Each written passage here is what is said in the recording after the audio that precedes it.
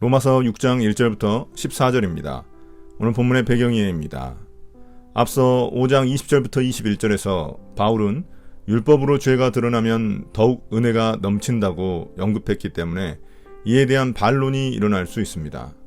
그러면 은혜를 넘치게 하려고 죄를 계속 지어도 된다는 것이냐고 물을 수 있습니다. 그것에 대한 답을 그리스도와의 연합을 상징하는 침례를 통해 설명합니다. 6장 1절부터 4절입니다. 침례와 연합. 그러면 우리가 무엇이라고 말을 해야 하겠습니까? 은혜를 더하게 하려고 여전히 죄 가운데 머물러 있어야 하겠습니까? 그럴 수 없습니다. 우리는 죄에는 죽은 사람인데 어떻게 죄 가운데서 그대로 살 수 있겠습니까?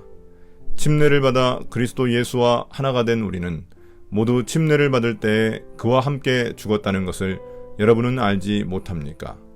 그러므로 우리는 침례를 통하여 그의 죽으심과 연합함으로써 그와 함께 묻혔던 것입니다.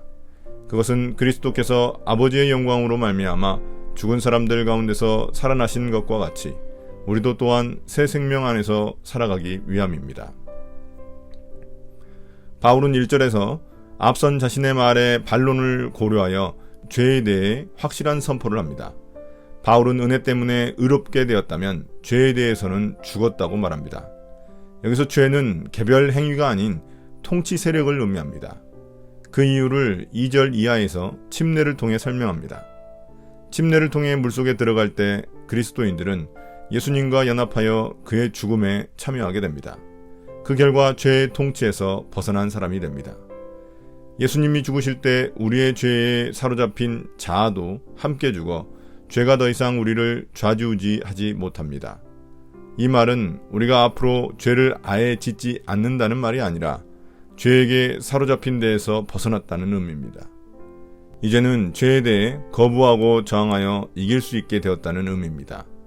동시에 그리스도와 연합하여 죄에 대해 죽었다면 또한 부활하신 그리스도와 연합하여 새 생명을 누리게 되었습니다. 죄에 대해 죽었기에 죽음의 세력이 우리를 통치할 수 없게 되었고 그리스도의 부활 생명을 누리게 된 것입니다.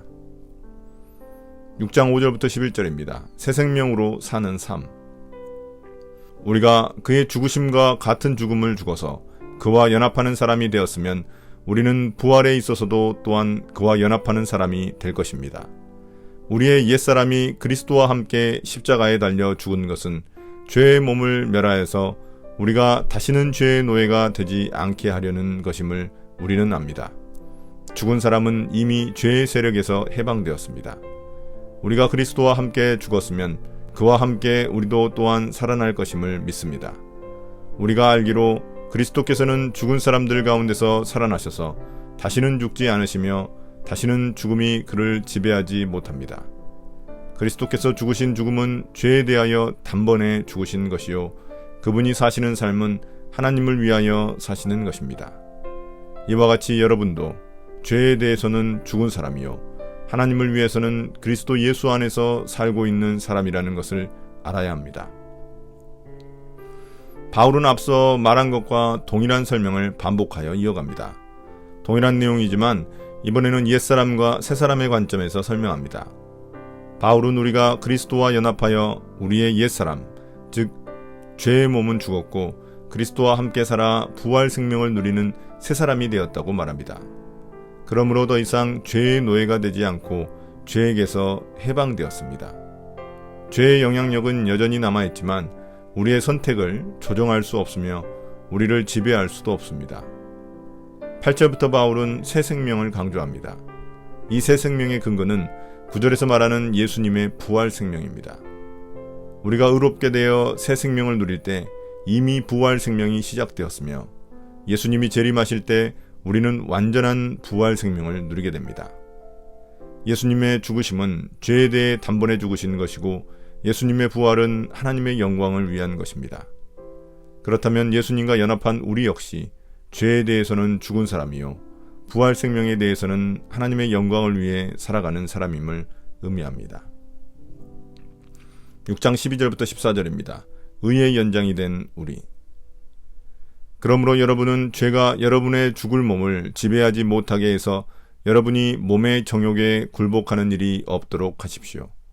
그러므로 여러분은 여러분의 지체를 죄에 내맡겨서 불의의 연장이 되게 하지 마십시오. 오히려 여러분은 죽은 사람들 가운데서 살아난 사람답게 여러분을 하나님께 바치고 여러분의 지체를 의의 연장으로 하나님께 바치십시오. 여러분은 율법 아래 있지 않고 은혜 아래 있으므로 죄가 여러분을 다스릴 수 없을 것입니다. 이제 바울은 이 논중의 결론을 내립니다. 누가 우리를 지배하고 통치하느냐가 달라졌기 때문에 죄와 하나님에 대한 우리의 태도가 달라져야 함을 강조합니다. 먼저 죄에 대해 죽었기에 죄가 우리 몸을 지배하지 못하게 해야 합니다. 우리 몸의 정욕에 굴복하는 일이 없어야 한다는 것을 의미합니다. 정욕이라고 다 죄가 아니지만 그것이 죄가 되어 우리의 몸을 지배하게 만들어서는 안 된다는 의미입니다. 새 생명 가운데 새 사람이 된 우리들은 우리의 몸을 죄에 내맡긴 불의의 도구가 되지 않게 해야 합니다. 오히려 하나님의 영광을 위해 우리의 몸을 도구로 또는 제물로 하나님께 바쳐야 합니다. 왜냐하면 우리는 율법이라는 옛 질서 아래 있지 않고 은혜라는 새 질서 아래 있기 때문입니다. 율법의 정죄에서 벗어나 은혜의 순종함으로 나아가기 때문입니다. 오늘의 묵상 포인트입니다. 첫 번째, 하나님은 어떤 분입니까? 하나님은 우리를 죄의 통치로부터 해방시켜 주셨습니다. 이제 우리는 더 이상 죄의 노예가 아닙니다. 그러므로 죄에게 져서 불의의 도구로 살아가지 말아야 합니다. 우리는 은혜로 새 생명을 얻었기에 주님의 의의 도구로 살아가야 합니다. 두 번째, 나에게 주시는 교훈은 무엇입니까? 그리스도인의 삶은 나의 삶을 통치하는 주인이 바뀐 것입니다. 죄의 통치에서 해방되어 은혜의 통치로 들어가게 된 것입니다. 또한 그리스도와 연합하여 죄에 대하여는 죽고 새 생명으로 살아가는 삶입니다. 이 두 가지 설명 모두 우리의 정체성에 대한 이야기입니다. 주님과 연합하여 은혜의 통치를 받으며 살아가는 삶이 곧 그리스도인의 삶임을 기억해야 합니다. 오늘의 기도입니다. 주님, 죄에 속아 불의한 일에 빠지지 않게 해주시고 주님의 영광을 위한 의의 제물이 되게 해주십시오. 보는 것, 듣는 것, 말하는 것, 행동하는 모든 손과 발이 은혜의 통치를 받게 해주십시오. 예수님 이름으로 기도드립니다. 아멘.